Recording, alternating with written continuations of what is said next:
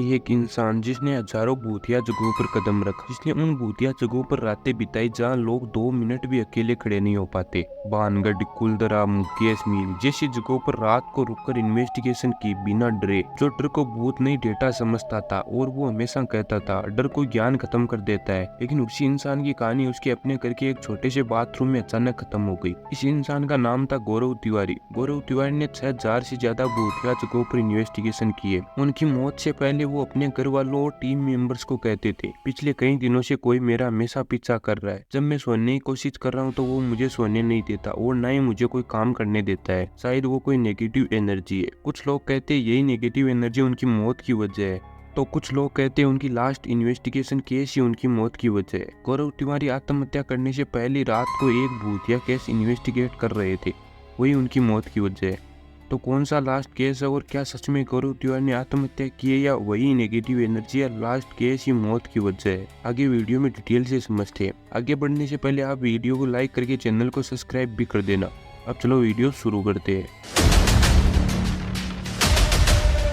गौरव तिवारी कोई आम इंसान नहीं थे। उनकी पहचान एक पैरानॉर्मल इन्वेस्टिगेटर के रूप में थी। ऐसा इन्वेस्टिगेटर जो भूत प्रेत को कहानी नहीं एक साइंटिफिक तरीके से देखना चाहता था। वो हमेशा कहते थे नॉलेज कैंसिल फियर, मतलब डर का इलाज डर नहीं है समझ है। लोग बताते गौरव का बैकग्राउंड काफी लॉजिकल था। वो भूतिया जगहों पर कोई तांत्रिक मंत्र सीख कर नहीं जाते थे। वो वहाँ पर हाईटेक इक्विपमेंट, टेक्नोलॉजी और मेजरमेंट जैसे सिस्टम लेकर जाते थे, जैसे EMF meter, thermal camera, EVP recorder, K2 meter. उनका एक रूल साफ था, जब तक डेटा नहीं तब तक दावा नहीं। और यही चीज उन्हें बाकी पैरानॉर्मल कंटेंट वालों से अलग बनाती थी, क्योंकि वो हर जगह भूत है बोलकर इन्वेस्टिगेशन नहीं करते थे। वो पहले भूत या गर या ऐसे लोगों को चेक करते थे जिन्हें भूत दिखता है। फिर वो सोचते थे इस इंसान या घर में एलुसिनेशन हो सकता है, क्या ये इस आदमी का स्ट्रेस, डिप्रेशन, एंजाइटी का मामला हो सकता है, क्या ये इस घर का एनवायरमेंटल फैक्टर हो सकता है, क्या इस जगह पर इलेक्ट्रोमैग्नेटिक इंटरफेरेंस हो सकता है, क्या इस घर में वेंटिलेशन, लो ऑक्सीजन, मोल्ड या इंफ्रासाउंड का असर हो सकता है। कई मामलों में उन्होंने लोगों को यही बताया इस घर में डर है, भूत नहीं। गौरव ने अपने करियर में हजारों लोकेशन पर इन्वेस्टिगेशन की है।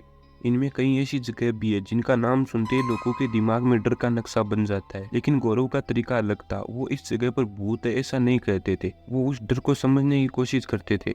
जिससे कई जगहों पर जाकर लोग बेहोश हो जाते हैं तो उसे लोग भूतिया जगह मान लेते हैं। वहाँ पर गौरव तिवारी जाकर चेक करते थे यहाँ कोई गैस या कार्बन डाइऑक्साइड की मात्रा ज्यादा तो नहीं है। अगर किसी जगह पर इलेक्ट्रिक इक्विपमेंट खराब या बंद हो जाते हैं तो लोग मान लेते यहाँ भूत है, वो इनको खराब कर रहा है। लेकिन गौरव वहाँ जाकर चेक करते थे यहाँ कोई मैग्नेटिक फील्ड तो नहीं है।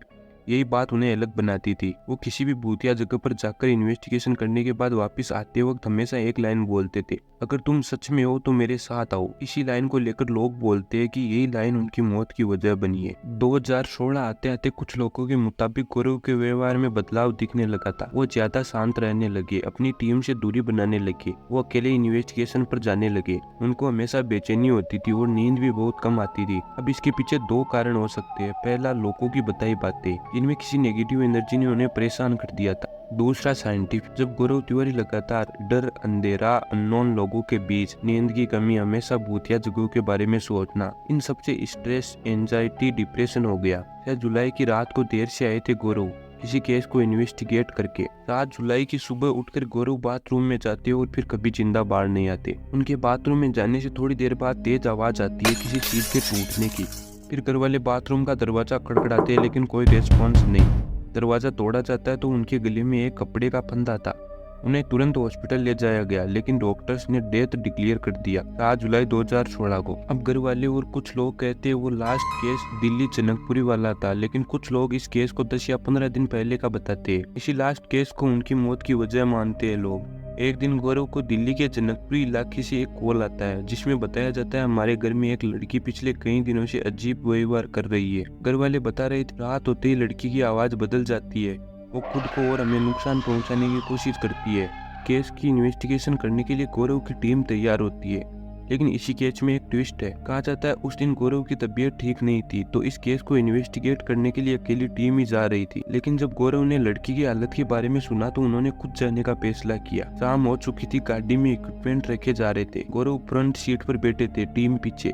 तभी एक टीम मेंबर पूछता है, सर आप ठीक तो है, आप परेशान लग रहे हैं। गौरव कहता है, आजकल मैं जब भी शांति से बैठने की कोशिश करता हूँ, सोने की कोशिश करता हूँ, तो लगता है कोई चीज मुझे रोक रही है, कोई नेगेटिव एनर्जी जैसे अंदर ही अंदर मेरे हारने का इंतजार कर रही हो। जब वो बिल्डिंग के नीचे गाड़ी रोकते तो उन्हें वहीं से वो चीखें साफ सुनाई देने लग गई। जैसे जैसे वो बिल्डिंग के ऊपर जाते हैं, चीखें साफ होती जाती है। घर का दरवाजा खोलते हैं और कहा जाता है, लड़की गौरव को देखते ही अचानक शांत हो जाती है, इतनी शांत कि पिता शॉक हो गए। फिर पिता कहते, कई दिनों से मेरी बेटी इतनी शांत हुई है आपको देख। फिर गौरव पूछते, बताइए क्या क्या हुआ, कब से शुरू हुआ। पिता बताते, वो पहले नॉर्मल थी, फिर कमरे में बंद रहने लगी।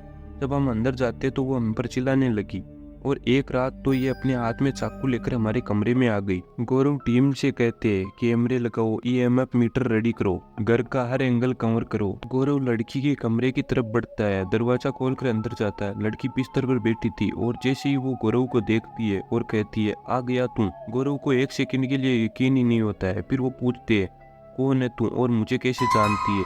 फिर लड़की कुछ पल चुप रहती है और कहती है, इस घर की हर बला तुझे जानती, हमें तो तू साथ लेकर चलता है, तू आज एक और को लेकर जाएगा।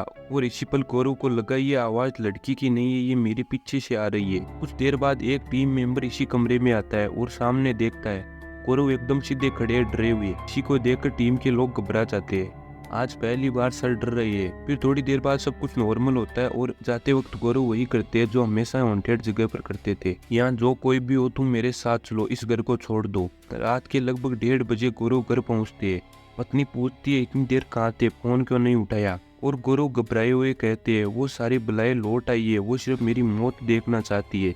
आजकल मुझे हर जगह काले साए दिखते हैं जो मुझ पर हंस रहे हैं। ये बात 7 जुलाई की सुबह होती है। गौरव उठकर बाथरूम में जाते हैं और फिर जो होता है वो सबको पता है। तो आपको क्या लगता है, वो आत्महत्या थी या कुछ और? तो आज के लिए बस इतना ही, हम मिलते हैं किसी नेक्स्ट वीडियो में, तब तक के लिए बाय बाय।